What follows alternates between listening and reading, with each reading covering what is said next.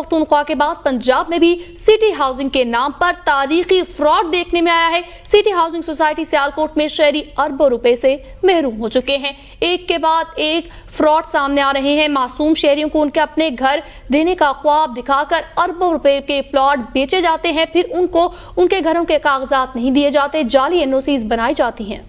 CEO Aamir इसहाक मलिक के बेटे ज़ारेस मलिक के सामने जो मुतासिन हैं वो फट पड़े। वीडियो लिंक पर होने वाले इजलास में ज़ारेस मलिक को खरी खरी सुना डाली। कहने लगे 5 साल में एक प्लॉट भी किसी खरीदार को नहीं दिया गया। प्लॉट लेने वाले अब असले के जोर पर हमसे ब्लैंक चेक ले रहे हैं। आपको बताएं नहीं क्या जवाब दिया। इस दौरान स्टेट एजेंट्स ने गुस्से का इजहार किया तो बात गालम गलोच तक पहुंच गई। सियालकोट से आपको बताएं सिटी हाउसिंग सोसाइटी सियालकोट में शहरी अरबों से महरूम हो गए। मासूम शहरियों को अरबों रुपए के प्लॉट बेचने वाले स्टेट एजेंट्स अब मुश्किल में हैं। स्टेट एजेंट सीईओ आमिर इसहाक मलिक के बेटे ज़ारेस मलिक के सामने फट पड़े। खैबर पख्तूनख्वा के बाद पंजाब में भी सिटी हाउसिंग के नाम पर तारीखी फ्रॉड, अरबों रुपए लूट लिए गए शहरियों से। हमारा एक लाइफ का हिस्सा इस कंपनी के साथ लगा हुआ है और हम इस कंपनी के नाम से जाने जाते हैं। अब अगर कोई बंदा आके मुझे गले से पकड़ ले, मैं भी 50+ हूँ, खाए साहब हैं, बड़े भाई हैं, इनको को आके गले से पकड़ ले, उसका क्या हाल करें सर हम? सर मैं अर्ज कर रहा हूँ, मेरे पास इधर सिटी हाउसिंग में मैं रहता हूँ, गन पॉइंट पर मेरे मुझसे खाली ब्लैंक चेक लेकर गए हैं। ख्वाजा साहब, आप लोगों का कोई कसूर नहीं है। देखिए मेरी बात सुने, आप लोगों को मेरी गलती है कि कुछ ये मेरे स्टाफ ने मिसहैंडल कर दिया है, कुछ मेरी गलती है कि ये चीजें मिसमैनेज हो गई हैं। जिस तरह ये डबल एक्सटेंशन की फैसलाबाद भी इफेक्ट हो गया और ये सियालकोट भी हो गया। और मलिक साहब, आपको पता है कि कौन कौन से ब्लॉक की डेवलपमेंट बकाए हैं? पता है, ये भी अंदाजा है?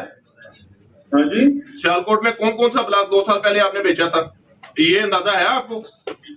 आप सिर्फ डबल ए की बात कर रहे हैं, इधर डबल बी और ई एग्जेक्टिव। मेरी बात सुनो, अगर लड़ना है ना मुझसे लड़ना है तो 2 दिन दे दो, मैं आ जाता हूँ। मलिक साहब, आपको पता है आपने कौन कौन लड़ना है?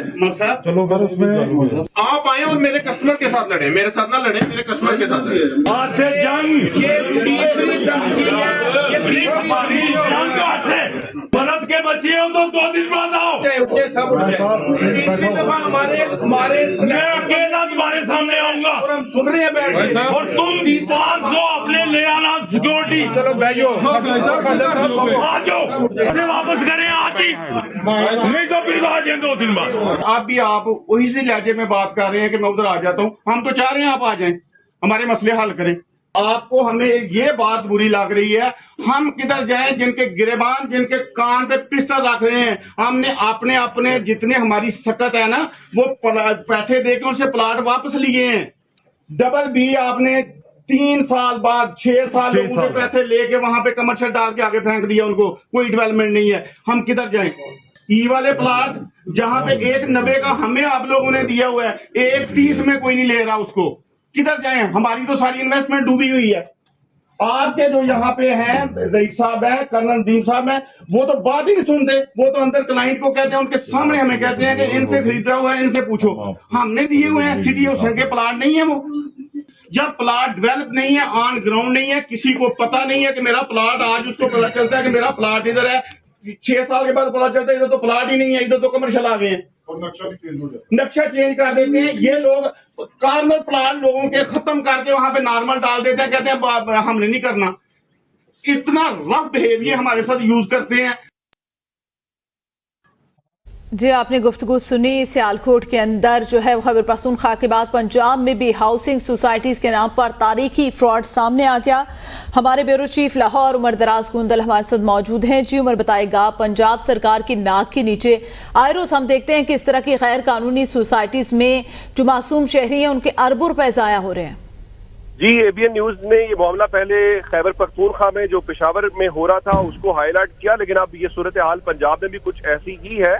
और पंजाब के अंदर भी जो सिटी हाउसिंग सोसाइटी है, उन्होंने उनके ऊपर आपने ये जो आप वीडियो दिखा रहे थे और उसमें आपने उनकी गुफ्तगू भी सुनी कि किस तरीके से लोगों के साथ हो रहा है। यानी आप अंदाजा इस बात से करें कि जब लोग प्लॉट खरीदते हैं किसी जगह के ऊपर तो इसको इन्वेस्टमेंट के तौर के ऊपर भी किया जाता है, फिर लोग जमा पूंजी अपनी उम्र भर की इसके ऊपर लगाते हैं, यानी वो मकान बनाना चाहते हैं या अपने बच्चों के मुस्तकबिल के लिए। लेकिन जब इस किस्म की चीजें होती हैं तो इसका मतलब ये होता है कि उनकी जिंदगी भर की कमाई जमा पूंजी जो है वो किसी की ख्वाहिशात के लिए, किसी की नातजुर्बाकारी की वजह से, या किसी की गलत प्लानिंग की वजह से, या किसी की इस किस्म के लालच के चक्कर में ज्यादा मुनाफा, बेशक लोगों का जो कुछ होता है वो होता रहे, तो वो बेचारे उससे उनका बहुत ज्यादा नुकसान होता है। अब आप उनको अपने घर का ख्वाब तो दिखा रहे हैं और अरबों रुपए के प्लॉट भी बेच रहे हैं। अब जरा अंदाजा इस बात से कीजिए कि जो लोग हैं वो खुद इसके ऊपर आवाज उठा रहे हैं, वो कह रहे हैं भाई इतने प्लॉट महंगे आपने हमें बेच दिए हैं, वो आगे कोई उससे कम कीमत के ऊपर भी खरीदने को तैयार नहीं है। अच्छा, ये वो लोग हैं जो कंसर्न्ड हैं, यानी कोई सीईओ है या दीगर जो आपने अफराद सुने। अब अंदाजा कीजिए कि वो जो आम अफराद हैं जिनको सुहाने ख्वाब दिखाए गए या जिनको इस किस्म की सारी सूरत हाल, उनके सामने क्या कुछ होगा। वो अब ये खुद दावा कर रहे हैं कि जनाब 5 साल में एक प्लॉट भी किसी खरीदार को नहीं दिया गया, और अब जो है वो प्लॉट लेने वाले असलहे के जोर के ऊपर जो है वो ब्लैंक चेक लेने लग गए हैं। अब इसके ऊपर ज़ाहिर है वो क्या जवाब दे, लेकिन इसके ऊपर जो इम्पोर्टेंट किरदार है वो पंजाब हुकूमत का है या सियालकोट की जो इंतजामिया है। देखना ये पड़ेगा कि आखिर कब तक आप इस किस्म की चीजों की इजाजत देते रहेंगे। कोई एनओसी आखिर लिया गया है, ये सब कुछ हुआ है, तो उसके ऊपर कोई एक्शन लेना है, कोई इसका जिम्मेदार है, या आपने इन सबको खुली छूट दे देनी है कि आप जाएं, आप जो करना चाहते हैं, आप जिस तरह से प्लॉट्स बेचना चाहते हैं, आपके पास जमीन है नहीं है, कम है ज्यादा है, वो मालियत से ज्यादा बेच रहे हैं, आप कीमतें आसमान। उमर दराज गोंधल, आप हमारे साथ रहिएगा। इस वक्त हमारे पास नुमाइंदा ABN न्यूज जफर वसीम सियालकोट से मौजूद हैं। जी जफर, इस हवाले से आगाह कीजिएगा। आम अफराद तो लूट ही रहे हैं, स्टेट एजेंट्स भी अब मुश्किल में आ गए हैं। जी बिल्कुल जी, सियालकोट में सिटी हाउसिंग स्कीम में जो है वो वहाँ पर अवाम को लूटा गया है इन्वेस्टर के जरिए, और वहाँ पर जो कमीशन एजेंट्स हैं उनके जरिए लूटा गया है, अवाम को बकरा बनाया गया है।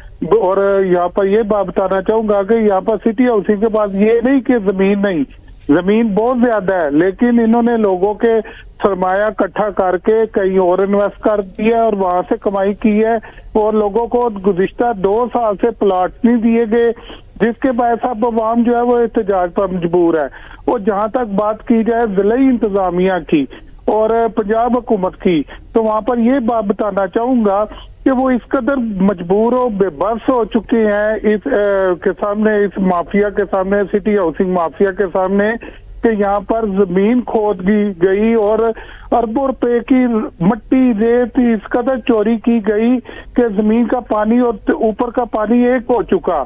जब इसके बाबत के आज भी अगर ज़लज़ला मामूली सा भी आए तो जो थोड़ी बहुत तमीर शुदा सिटी हाउसिंग स्कीम के सेक्टर्स हैं वो सारे उसे गड्ढे में जा गिरते हैं और वहाँ फिल अप हो जाता है। तो यहाँ पर ये भी बात बताना चाहूंगा, इस बाबत जब डिप्टी कमिश्नर अदनान महमूद अवान को इस बाबत आगाह किया गया तो उन्होंने किसी किस्म की कार्रवाई नहीं की, क्योंकि इसके मालिक जो है वो इतने जोरावर है कि जबकि जिनके सामने अगर जिन्होंने जमीनें खरीदी हैं वो भी इन्वेस्टर जब मीटिंग में ऑनलाइन बैठते हैं तो वहां पर आमर इसहाक मलक का बेटा है जी, मलक जरेद, वो कहता है आवाज नीची करके मेरे से बात करो और बिल्कुल जो है वो सर झुकाकर जो है वो बात करो, गोया के वो खुद को बादशाह और अवाम को जो है वो कोई तीसरे दर्जे की महलूक समझ रहे हैं। और यहाँ पर ये भी बात बताना चाहूंगा कि सिटी हाउसिंग में जो थोड़ी बहुत तमीरात जो सेक्टर्स बेचे गए हैं वहां पर लाकानूनियत इस कदर है कि शहरी जब रात को वॉक कर रहे हों तो नामालूम अफराद मोटरसाइकिल पे आकर असला के जोर पर उनसे डकैती राजधानी